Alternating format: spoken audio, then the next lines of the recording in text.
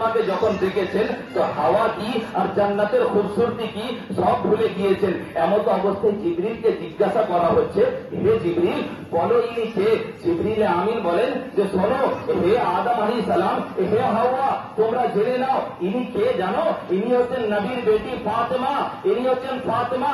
ফাতেমার মাথায় যে মুকুট আছে ওটা হচ্ছে নবী মুস্তাফা। গলায় যে হার আছে ওইটা হচ্ছে আলী। আর কানে যে দুটো বালি আছে সে হচ্ছে হাসান ও হোসেন। এনারা হচ্ছে পাঞ্জাতানে পাক। এনাদের নামকে মুখস্থ করে নাও। যখন দুনিয়াতে গিয়ে কোনো সমস্যায় ফেঁসে যাবে এই পাঞ্জাতানে পাকের ওসিলা চাইবে, এই পাঞ্জাতানে পাকের ওসিলা তালাশ করবে, আল্লাহ সমস্ত মশলাকে হল করে দেবে, সমস্ত সংকটকে দূর করে দেবে। শিক্ষা কাকে দিয়েছিল? আদমকে। আমরা কার বেটা? আদমের বেটা, তাই না?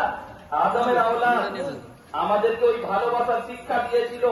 নবী মুস্তাফা দিয়ে গিয়েছেন আলীকে, আলী দিয়ে গেছেন আহলে বাইতকে। আর কোরআন বলছে ফাসআলু আহলা যিকরি ইন কুনতুম লা তা'লামুন, যেটা তোমরা জানো না জাকিরিনদের কাছে জেনে নাও। তো জাকিরিন আমরা নয়, এনারা।